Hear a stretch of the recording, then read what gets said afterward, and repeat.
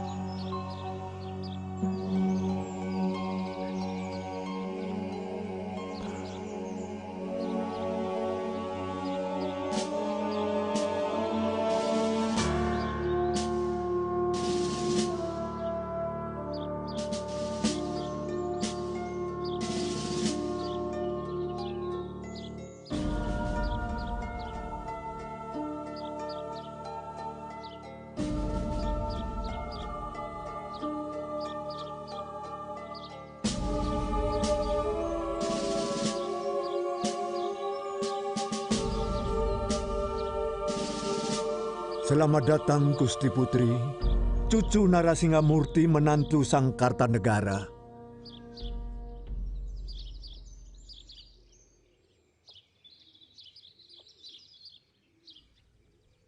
Kami menyusahkan Paman.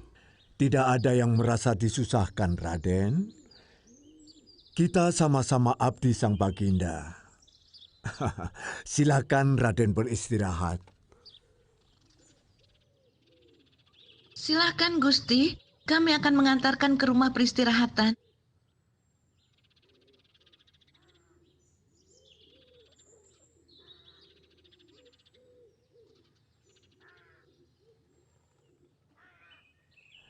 Silakan, Raden. Kami sudah menyediakan persalinan untuk Raden dan Gusti Putri.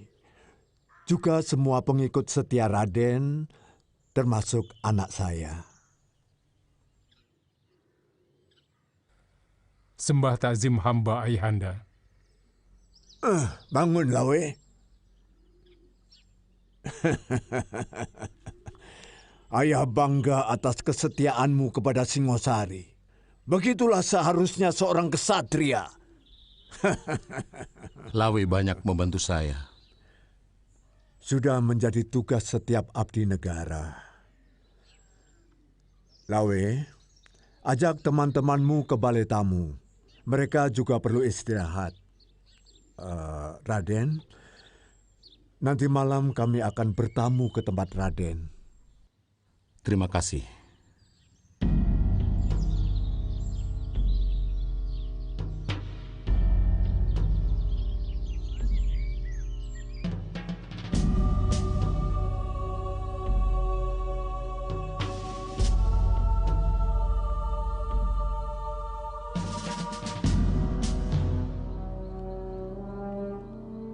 Ada seorang raja, dan saya harus meminta maaf padanya.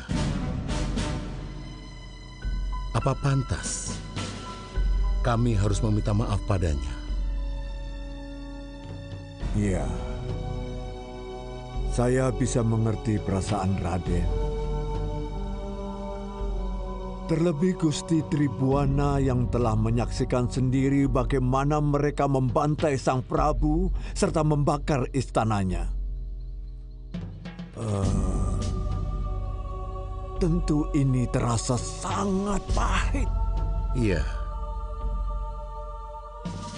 sangat menyakitkan hati. Harus minta maaf pada mereka yang menguasai negeri kami.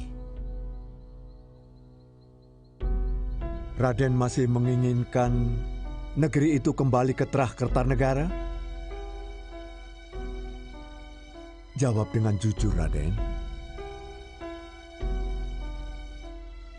Siapapun menginginkan miliknya kembali.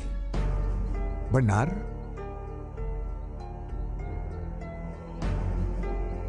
Untuk itu memerlukan pengorbanan.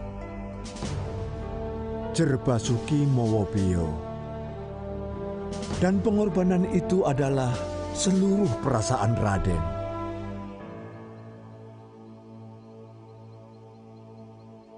Masalahnya, apakah Jaya Katwang akan memaafkan kami?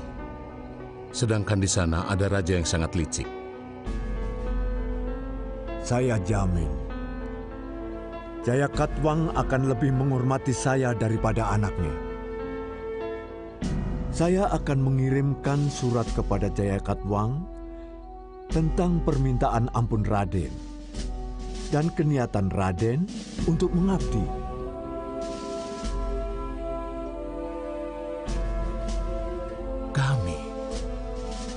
Kami harus mengabdi kepada musuh.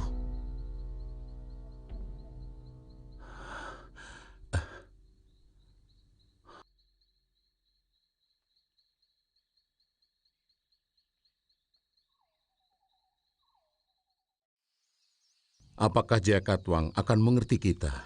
Kalau Jaya Katwang sudah memberikan ampun, tentu saja dia akan menempatkan Raden bukan sebagai orang rendahan. Karena Raden keturunan bangsawan, maka keuntungan pertama mulai muncul.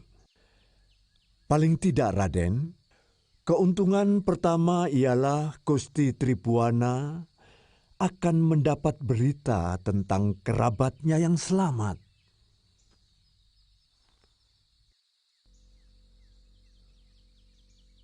Yang kedua, Raden akan tahu keadaan yang sebenarnya.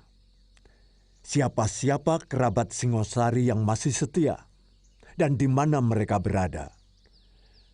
Kemudian Raden juga akan mengetahui kekuatan orang gelang-gelang. Siapa-siapa yang menjadi kunci penentu. Kalau misalnya hal itu sudah saya lakukan, Jaya Katwang akan menawari tanah perdikan. Tidak mungkin dia akan membiarkan Raden hidup bersama orang-orang Trahdaha. Dan tidak mungkin pula kalau membiarkan Raden hidup di tengah orang Kediri ataupun Singosari. Dia takut kalau Raden menyusun kekuatan, kemudian membalas dendam. Nah, ini suatu kesempatan yang paling baik. Maka Raden mintalah tanah di daerah Tarik.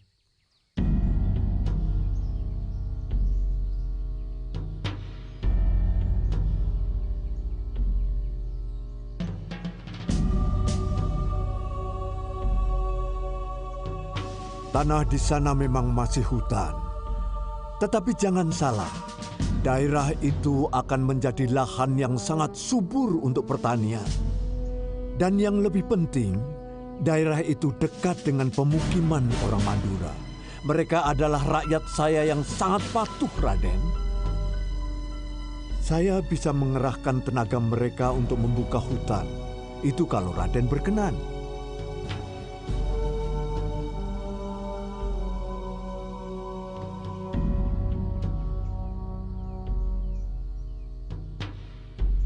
Kalau Dewata berkenan, kami memiliki negeri lagi.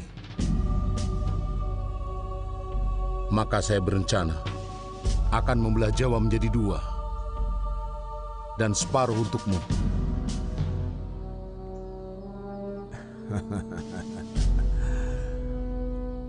Bagi saya yang penting, Raden berhasil menjadi raja. Dan Trah Tumapel menguasai seluruh tanah Jawa.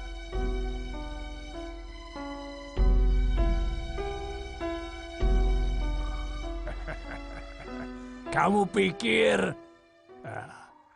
cuma kamu yang bisa membuat syair? Aku ini empu pembuat syair. Tapi aku juga seorang pendekar. Bahkan aku sudah menciptakan jurus-jurus bersyair. Saya benci pendekar. Adik saya seorang pendekar. Wataknya urakan. Dan Aki tahu kenapa luka ini dan kenapa sampai saya jatuh ke jurang ini. Karena ulah dia, Ki. Jadi pendekar itu jahat. Pembuat syair itu baik dan waskita, begitu? Kenyataannya begitu. Oh, belum tentu. Yang jahat dan yang baik itu, nih, siapapun bisa berbuat jahat kalau hatinya jahat. Siapapun bisa berbuat baik kalau hatinya baik. Seorang pendekar paling banter bisa menghancurkan 4 atau 5 orang. Tapi seorang penyair bisa menghancurkan sebuah negeri. Tergantung hati nuraninya. Mustahil. Kalau syairnya menghasut rakyat untuk berontak, kemudian rakyat terpengaruh, maka negeri itu akan gonjang-ganjing, kemudian amruk. Ketika kata-kata sudah tidak bisa menjawab tanya, maka bahasa pedanglah yang bicara. Bahasa para kesatria.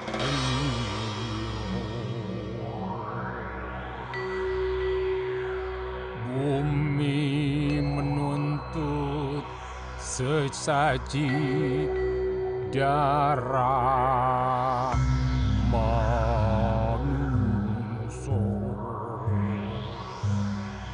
Ya, ya, hop, ya, ya, hop, ya, hop,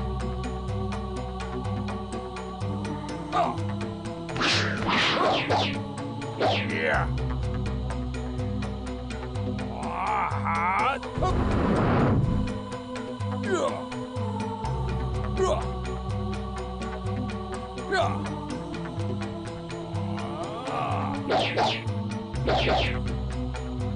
Pedangku Taring Batara Kala sedang dihambuk murka.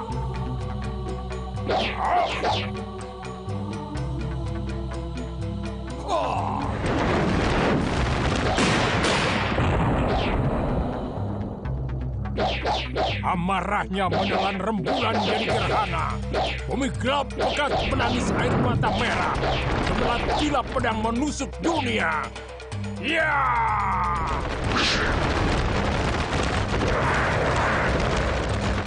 Ya! Ya! Darah mengalir dari ujung pedang. Kekuasaan tertular dari ujung pedang. Kemegahan berangkat dari ujung pedang.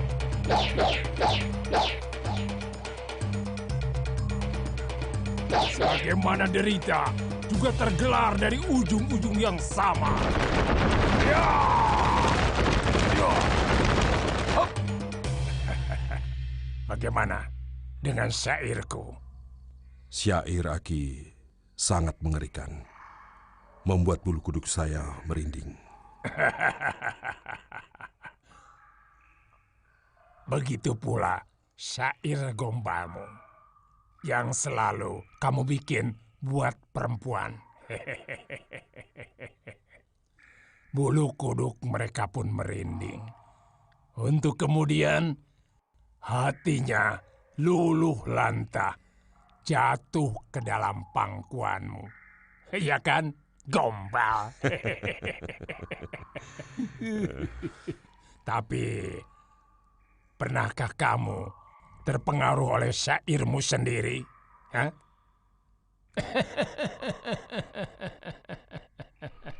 Syairku bisa menambah kekuatan dan semangat yang berlipat-lipat.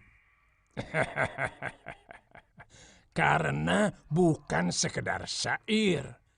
Dia juga japa mantra yang mengiringi ilmu pedangku. Jurus pedang Aki benar-benar indah dan luar biasa. Itu jurus bulan kembar.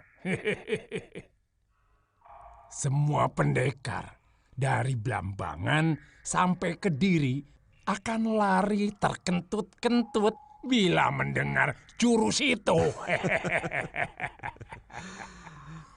Saya mulai tertarik dengan ilmu pedang Aki. Bisa. Asal kamu belajar makan daging kalong mentah-mentah. Nanti aku ajari cara makannya. Daging kalong akan menambah kekuatan nafasmu.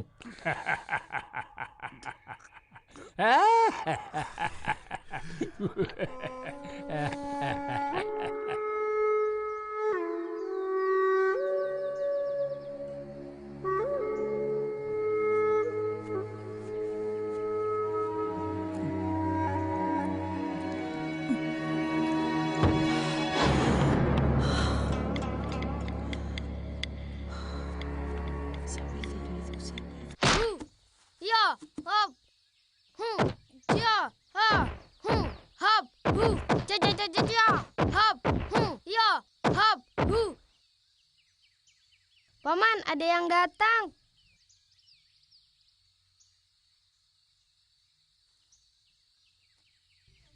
Bibi Uni, Paman.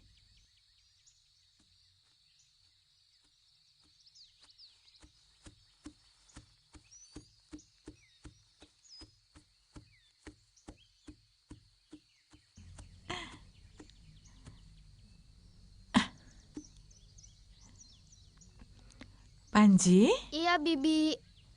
Bibi sudah lama kok baru datang. Iya, Bibi kangen sama Panji.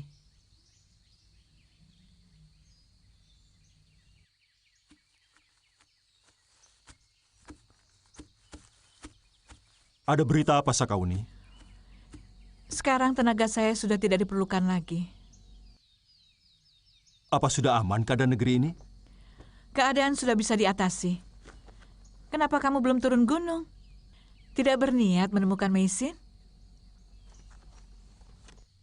Beberapa kali saya ke desa-desa dekat sini, tapi belum menemukan tanda-tandanya.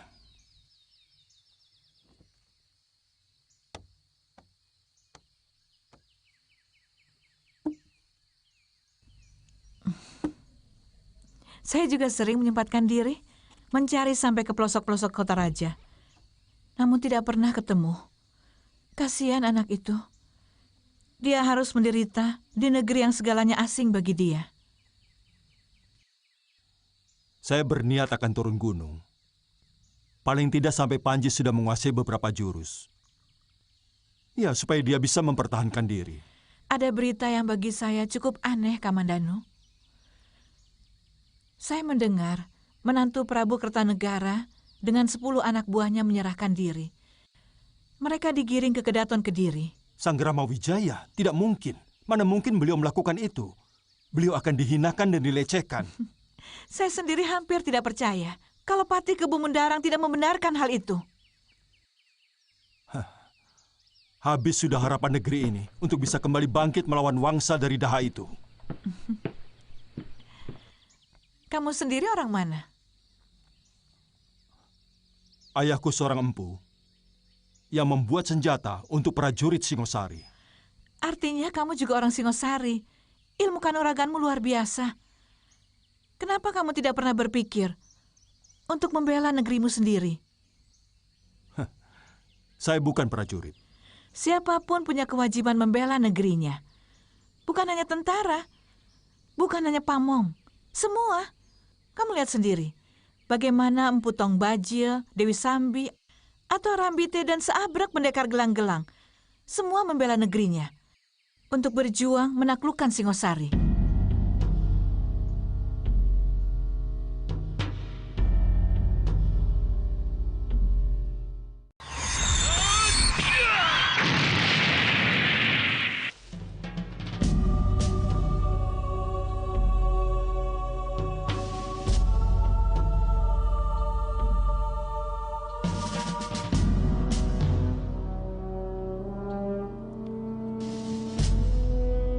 Siapa yang bisa menolak permintaan seorang sahabat seperti Arya Banyakwide? Orang yang dibuang mertuamu ke Pulau Wayang Gersang itu memintakan ampun buat kalian. Tentu saja aku harus mengabulkan apapun akibatnya. Untuk sementara kamu dan istrimu boleh menempati balai tamu, dan yang lain-lain boleh tinggal di rumah penduduk. Sampai kami bisa memberi tempat yang lebih layak. Tergantung dari sikap dan pengabdian kalian yang kalian janjikan kepada kami. Terima kasih, Gusti Prabu.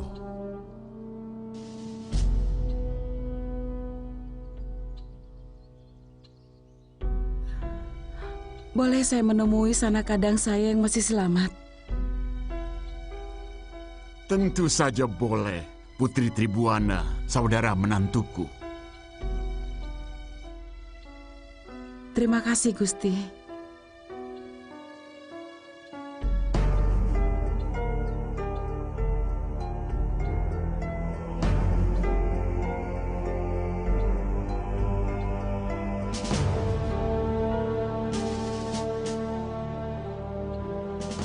Kamu tahu bagaimana luluh lantak perasaanku ketika harus menyebut Gusti pada seorang pembunuh Rama Prabu. Dan bagaimana rasanya saya menahan perih di dada ketika saya harus menunggu jawab dari Jaya Katwang. Pada saat itu, saya merasa seperti seorang pengemis yang menunggu belas kasihan orang. Rupanya kita semua dituntut untuk memberikan pengorbanan kepada negeri kita ini. Banyak rakyat dan prajurit yang sudah mengorbankan hidup mereka. Bahkan Ayahanda Prabu pun sudah merelakan hidupnya. Sekarang giliran Kakang dituntut untuk mengorbankan harga diri Kakang. Bukankah itu masih wajar? Kanda Wijaya. Gayatri, masuk.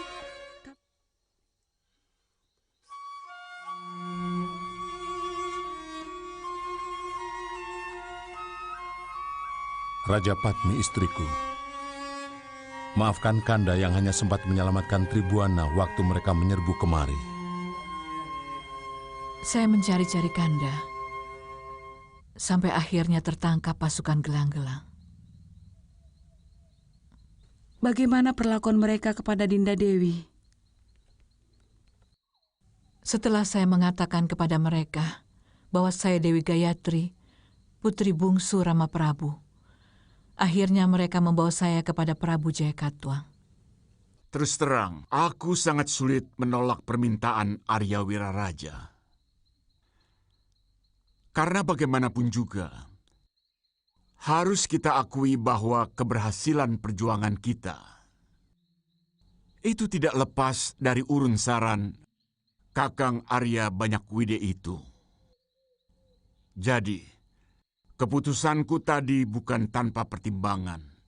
Sebab Wijaya dan kawan-kawannya itu begitu banyak membunuh bala tentara kita. Apa pantas mereka diberi pengampunan? Terutama, aku tidak pernah mengizinkan siapapun untuk menyela pembicaraanku saat aku sedang bicara. Meskipun kamu. Tapi, mereka musuh yang sangat berbahaya, Ayahanda Prabu. Diam, Arda Raja. Kamu boleh bicara kalau aku suruh bicara. Kamu tahu kenapa aku memberikan pengampunan kepada Sanggrama Wijaya?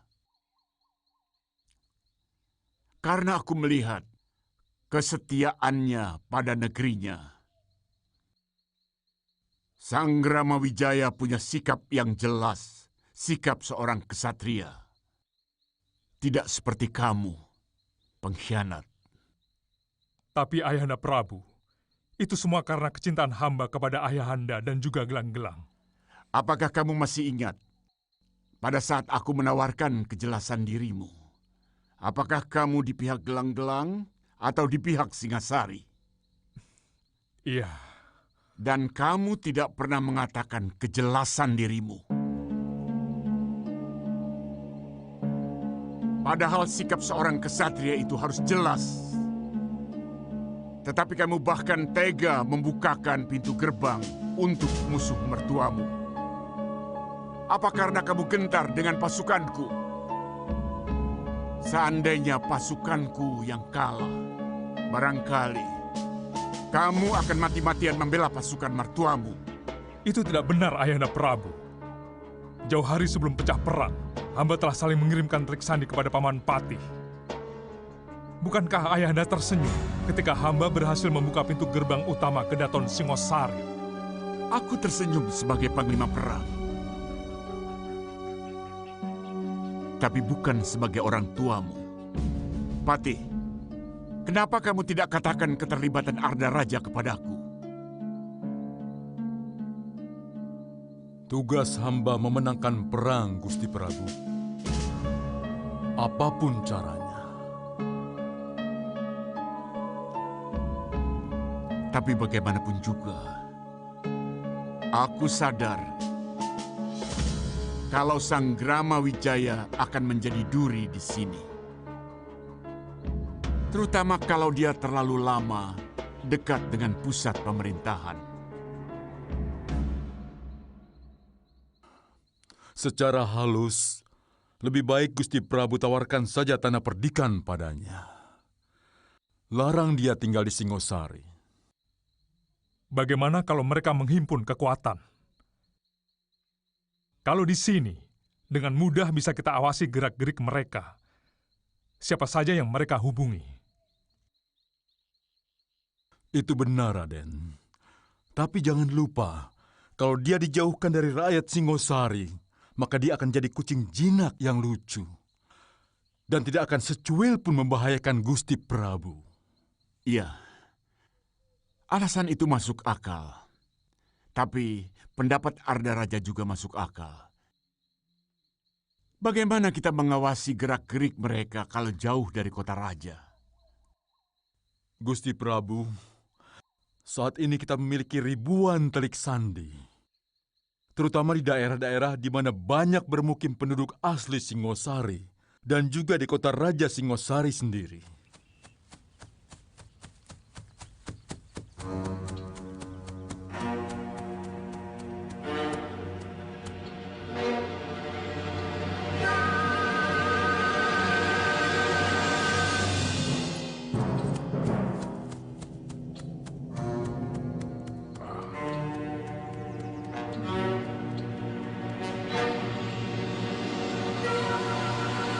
Aku bersumpah, suatu saat aku akan membunuh pengkhianat itu. Tahan kemarahanmu, Lawe. Kita bisa kacau. Sebenarnya keadaan kita sudah seperti tahanan. Coba lihat prajurit-prajurit itu. Sehari 4 kali mereka bergantian jaga. Kita harus sabar. Sampai datangnya tawaran Jaya Katuang kepada Gusti Sanggrama Wijaya untuk memberikan tanah. Sampai kapan? Saya takut dada saya akan meledak, Paman.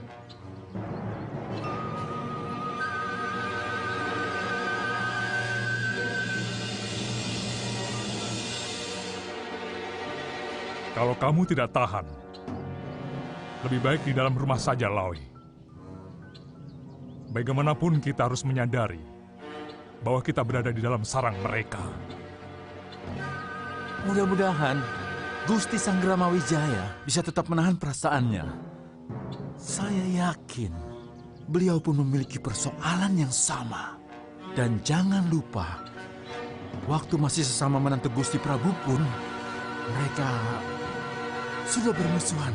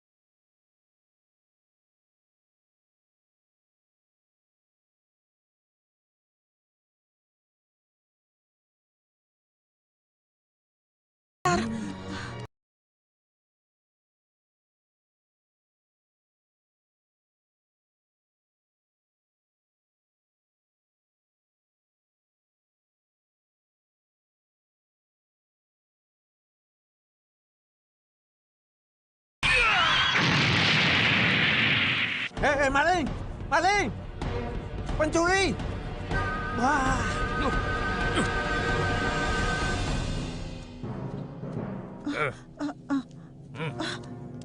Yang mana malingnya, Capan? Perempuan itu makan di warungku. Tidak mau bayar, lari. Hei, ayo bayar. Sudah makan tidak mau bayar. Uang saya hilang, Tuan, sungguh. Hei, kamu pendatang baru ya? Di sini sudah terlalu banyak gelandangan. Bikin kacau saja. Cantik-cantik suka mencuri. Makan tidak bayar. Berapa yang dia makan, Capan? 17 kepeng. Kamu harus bayar.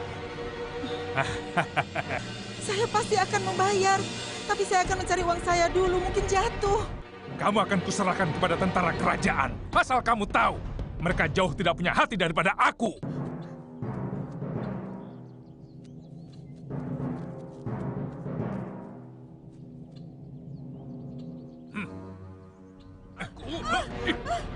Maling?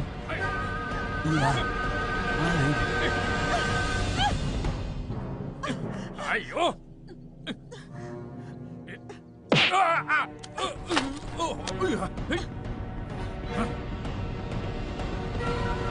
Kurang ajar!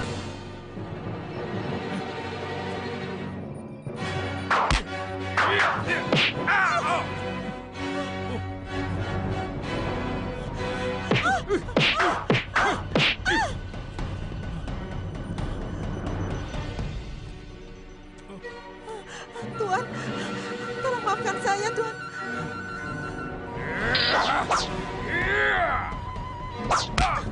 Aku paling tidak suka kalau laki-laki menyakiti wanita. Apalagi mengaku dirinya seorang pendekar. Jangan ikut campur ke sana. Dia maling yang meresahkan warga kota. Aku keamanan pasar di sini. Dia sudah mengatakan bahwa uangnya hilang. Hah, itu alasan saja. Tapi sekarang itu semua tidak penting. Kamu sudah berani menghalangiku. Berarti sudah nekat menantang Samba.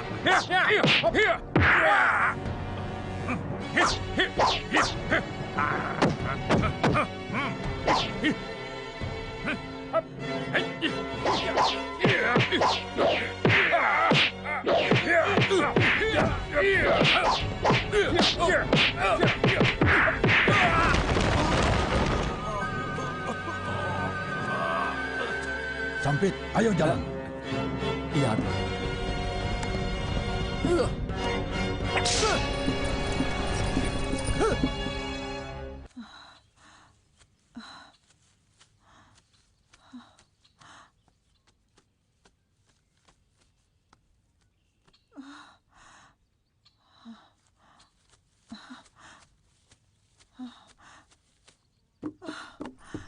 Sampit, iya, Tuan. Kita istirahat di gubuk itu.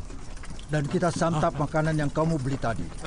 Kalau namanya makan ya bandut aja.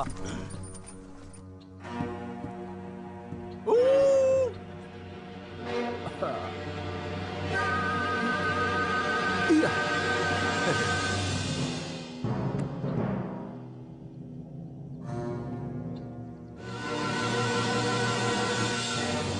Makan itu yang penting kan yang dimakan.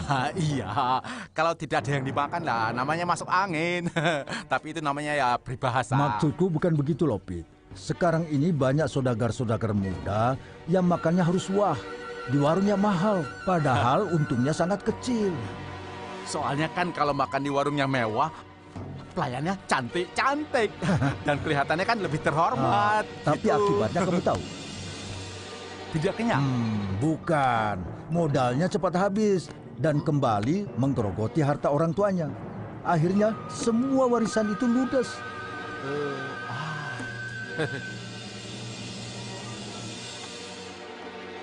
Orang kalau mau kaya harus bisa ngirit. Iya, Tuan. Nasi timbel dari rumah juga enak. Kalau dimakan waktu lapar. Nah, itu kamu tahu. Dan sekarang saya lapar. Lapar sekali. Nah, saya juga, Tuan. Tentu. Tapi karena kamu batur saya, maka selapar apapun, kamu baru boleh makan setelah saya kenyang. Begitu toh aturannya yang lazim. Iya, betul aturan, Tuan. Itu namanya tahu diri. Dan saya tahu diri. Ini kendinya, Tuan.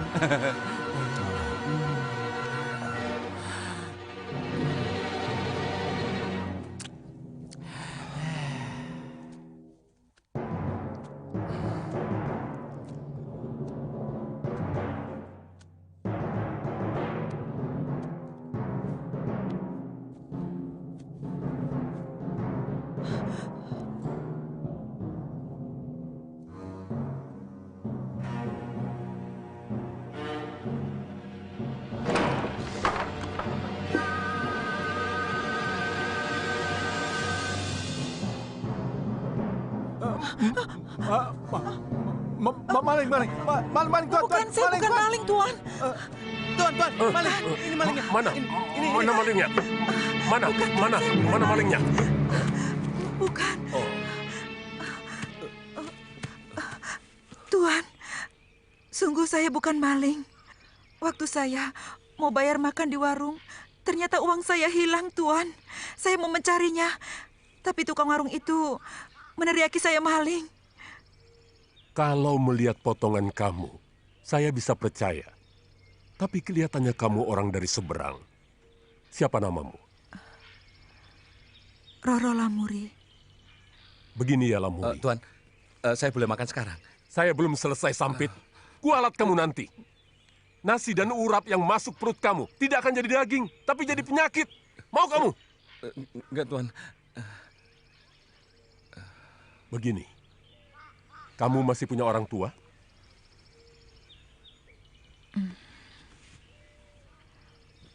Sudah meninggal, Tuan. Suami? Sampit. Ya, Tuan. Kamu boleh makan, tapi ayamnya bagianku. Benar, Tuan. Nanti Tuan tidak mengutuk saya. Jangan sampai keputusanku berubah, Sampit. Iya, Tuan. Iya. Kenapa suamimu? Dialah yang membuat saya menderita, Tuan. Saya ditinggal tanpa kabar berita. Padahal kandungan saya semakin besar. Walah. Itu suami yang tidak bertanggung jawab. Tidak bermutu. Jelek. Memang. Begini. Untuk sementara ini, kamu tinggal di rumah saya. Bagaimana? Saya saudagar keliling. Jadi tahu sekali bahwa tentara gelang-gelang sering menangkapi orang asing. Siapa saja. Baik dia saudagar, penyebar agama, tidak pandang bulu. Ini demi keselamatan kamu, Lamuri.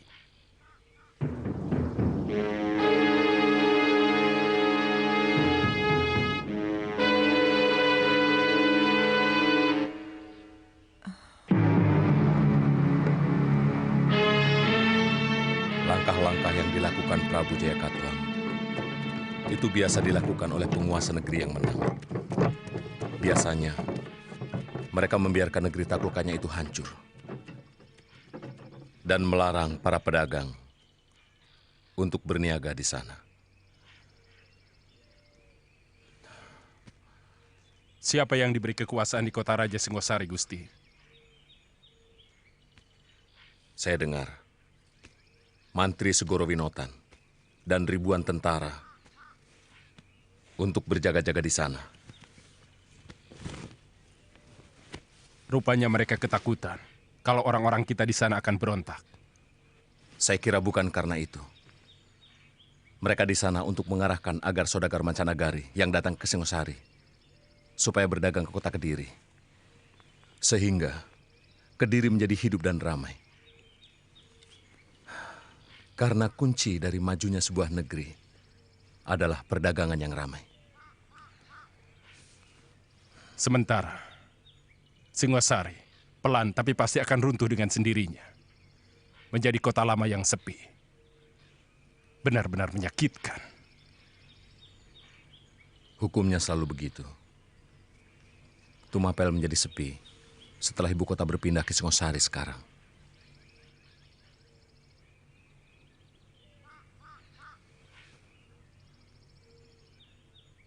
Sampai kapan kita akan di sini, Gusti? Ada selentingan bahwa Prabu Jayakatwang jadi memberikan tanah perdikan pada saya. Kalau itu terjadi, apa Gusti tetap akan meminta tanah tarik? Ya. Seperti pesan Paman Arya Wiraraja. Cara berpikir Kakang Banyak Wide kadang-kadang sulit ditebak. Sulit untuk dimengerti. Tarik begitu terpencil.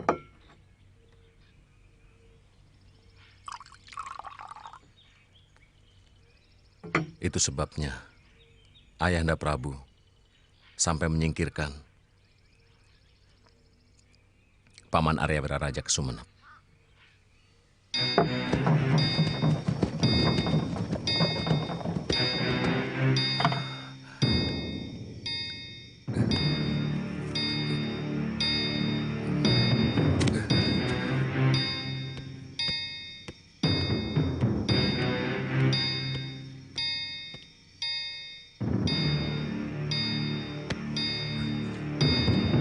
Ayolah, Muri.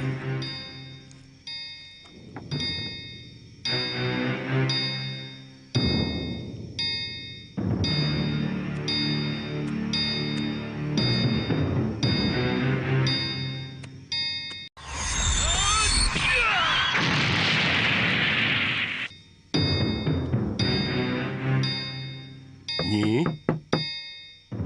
Nyi? Nyi? Aku pulang, Nyi. Nyi?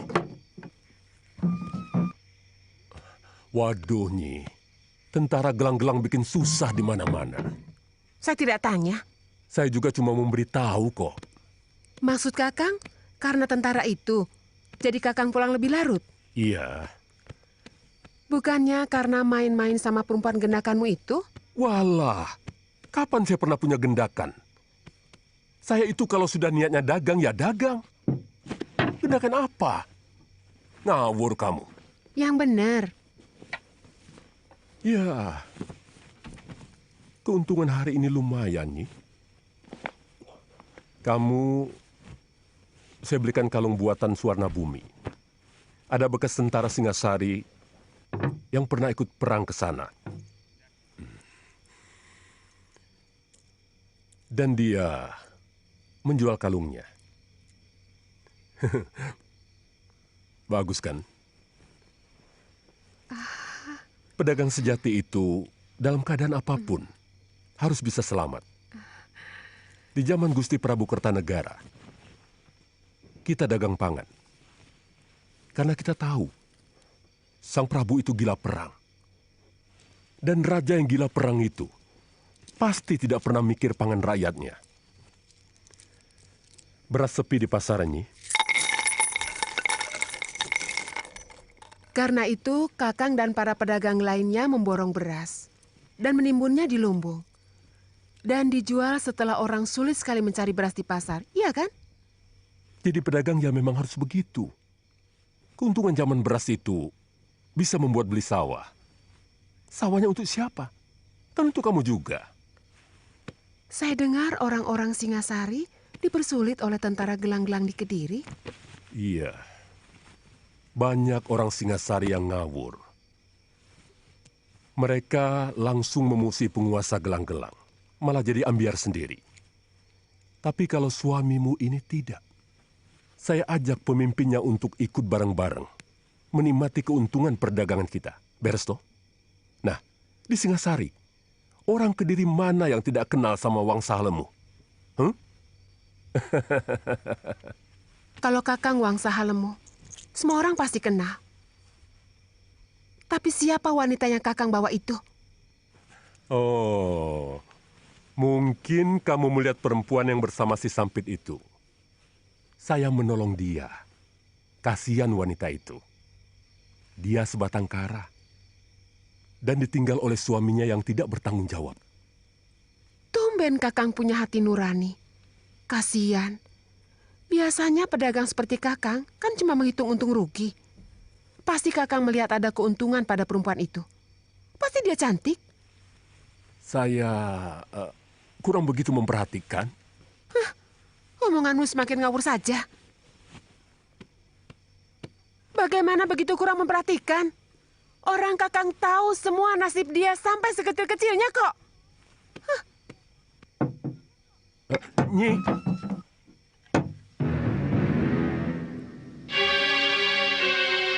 Walah. Bisa perang Baratayuda lagi. Ya. Sendirian lagi malam ini.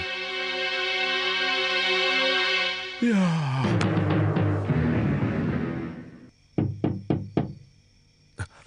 Sampit. Iya. Mana dia? Loh, bukankah Juragan Wangsa sudah masuk ke dalam? Bukannya si Wangsa, tapi perempuan itu mana? Oh, Roro Lamuri. Ada, tapi dia sudah tidur di sebelah. Dia simpanan si Wangsa ya? Bukan. Wong ketemu saja baru tadi siang. Dia itu mau dibunuh penjahat. Terus lari. Terus ketemu saya dan Juragan. Terus ditolong. Bohong. Sumpah. Kamu pasti berkomplot sama si Wangsa. Sumpah, Juragan Putri. Nyi, jangan Nyi. Kasihan dia. Dia perlu istirahat. Enak saja istirahat. Ini rumahku. Siapapun yang tinggal di sini harus seizin dan sepengetahuanku. Tahu?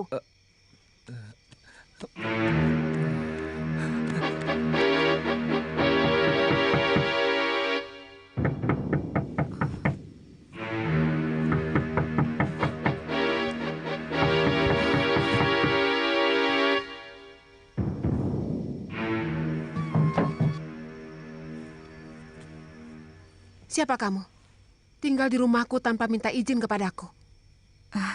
Saya Roro Lamuri. Tuan itu memberikan tumpangan kepada saya untuk bermalam di sini.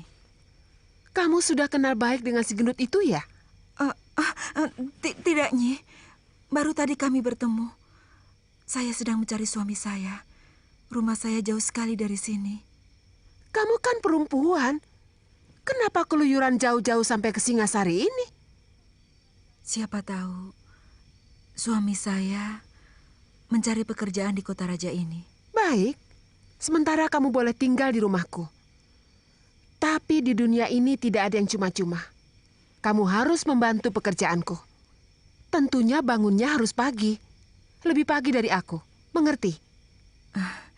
Iya, saya mengerti, Nyi.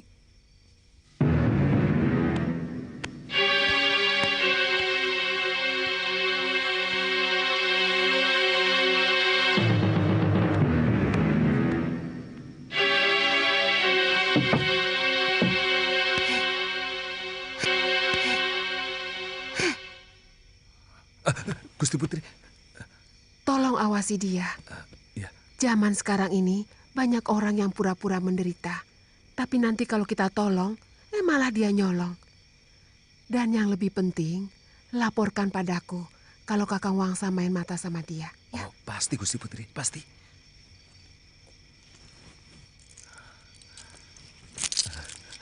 Pokoknya Gusti, saya lebih mengutamakan keselamatan Gusti Putri.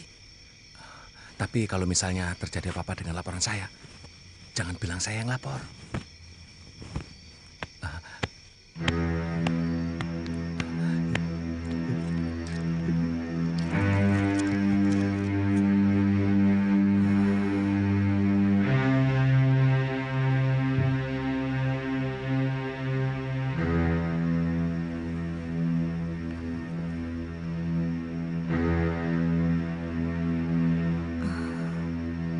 Keluarga apa lagi yang akan saya hadapi kali ini?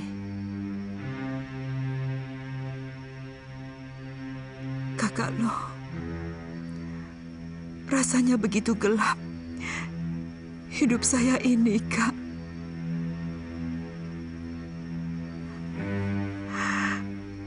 Kakang Kamandanu,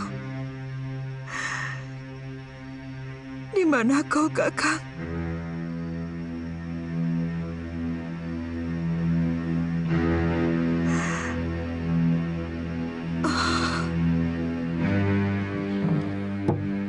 Panji.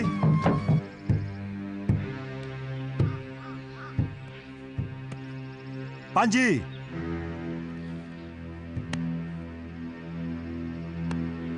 Panji.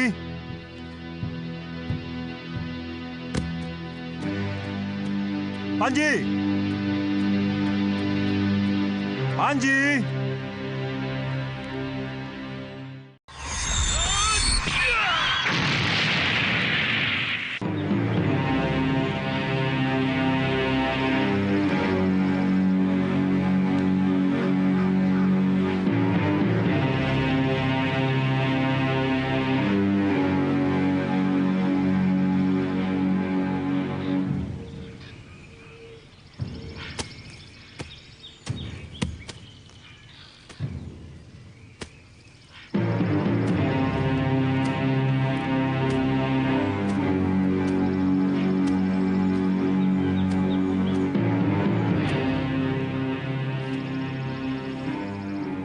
Panji. Panji, ayo bangun. Paman. Panji nunggu kejadian kemarin lewat, Paman. Tidak muncul-muncul. Berapa kali Paman bilang, Panji tidak boleh main terlalu jauh dari pondok. Tapi Panji ingin lihat anak kijang itu, Paman. Kalau Panji tidak mau nurut dengan Paman, Panji lebih baik pergi dari sini. Paman tidak mau melihat kamu diterkam macan atau dicabik-cabik taring babi hutan. Sebab kamu masih dalam tanggung jawab Paman. Lain kalau kamu pergi dari sini. Jadi Paman tidak bertanggung jawab lagi. Maafkan Panji, Paman. Panji tidak akan melakukan lagi. Panji jangan disuruh pergi. Panji mau ikut siapa? Panji takut, Paman. Itu urusan kamu, Panji. Paman tidak mau tahu.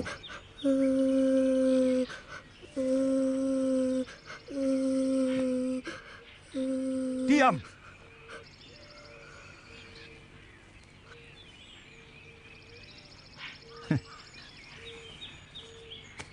Dengar, Panji.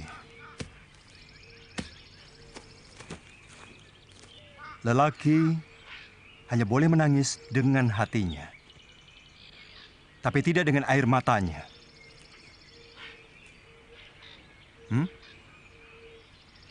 Kita pulang yuk.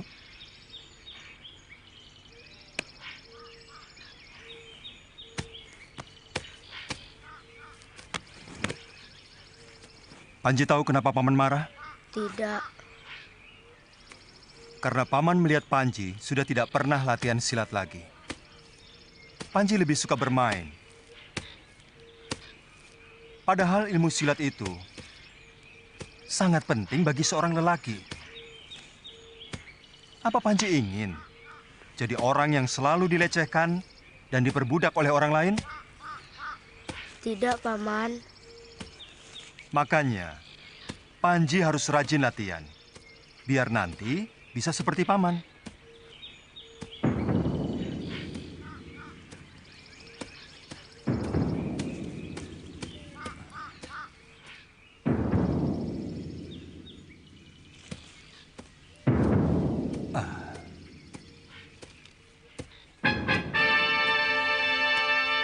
Ada apa, Paman?